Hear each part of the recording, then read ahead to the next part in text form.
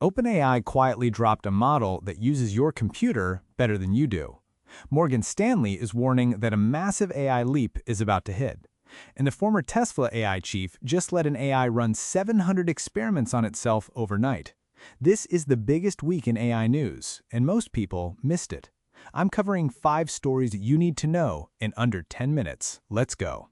On March 5th, OpenAI released GPT-5.4. And this is not just another model update. This is the first general-purpose AI model with native computer control built in. It can click, type, scroll, open apps, navigate file systems, and execute multi-step workflows across your entire desktop, autonomously. On OS World, the standard benchmark for desktop navigation, GPT-5.4 scored 75%. The average human scores 72.4. Let me say that again. The AI is now better at operating a computer than most humans.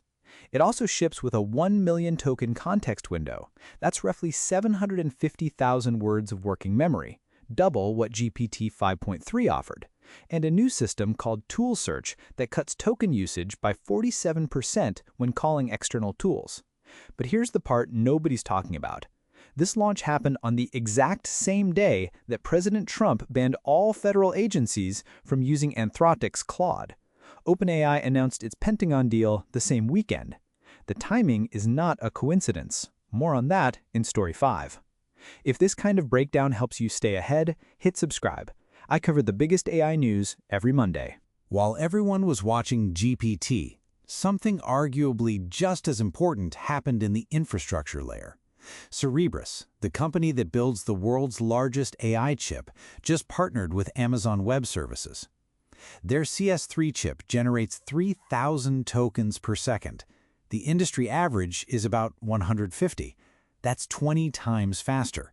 And now it's going inside AWS data centers, available through Amazon Bedrock. The clever part is the architecture. They split AI inference into 2 stages. AWS Trainium handles the prefill, processing your input. Cerebras CS3 handles the decode, generating the output. Each chip does what it's best at. The result? 5 times more capacity for high-speed inference in the same hardware footprint. OpenAI, Meta, and Cognition are already using Cerebras for inference. This AWS deal brings that speed to everyone. Karpathy, the guy who built AI at Tesla and was one of the founding employees at OpenAI, just demonstrated something that could change how AI research works forever. He built a system called Auto Research. He gave a single AI agent a small language model and told it, "Make this better." Then he went to sleep. Over 2 days, the agent ran 700 experiments. It systematically explored training configurations, tested different setups, and found 20 optimizations that humans had missed. When he applied those same 20 tweaks to a larger model, it trained 11% faster. And then Shopify CEO tried the same approach on internal company data. He got a 19% improvement overnight. Fortune called it the Karpathy loop. And Karpathy himself said, quote, "All frontier labs will do this. It's the final boss battle." He's not talking about AI replacing programmers. He's talking about AI replacing AI researchers. Morgan Stanley just published one of the most alarming AI reports any major bank has ever released. Their message, a transformative AI breakthrough is coming in the first half of 2026, and most of the world isn't ready. The report cites Elon Musk's claim that applying 10 times the compute-to-language model training effectively doubles a model's intelligence. And they say the scaling laws backing that claim are holding firm.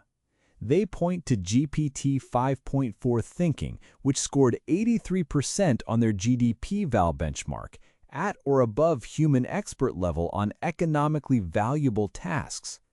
But here's the scary part. Morgan Stanley projects a net U.S. power shortfall of 9 to 18 gigawatts through 2028.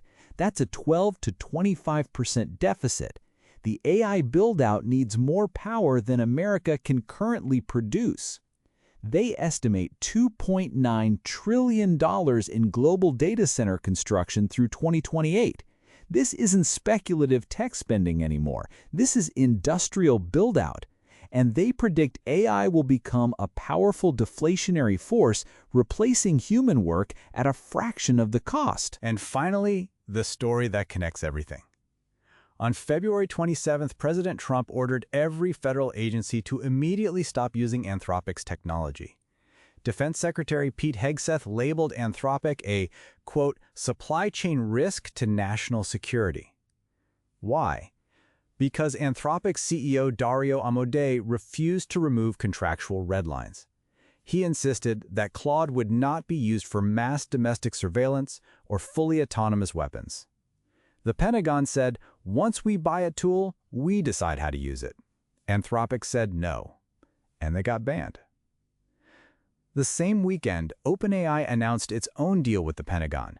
Sam Altman publicly agreed with Anthropic's position on surveillance and weapons, but still signed the contract. He later admitted it was, quote, rushed and the optics don't look good. The backlash was immediate.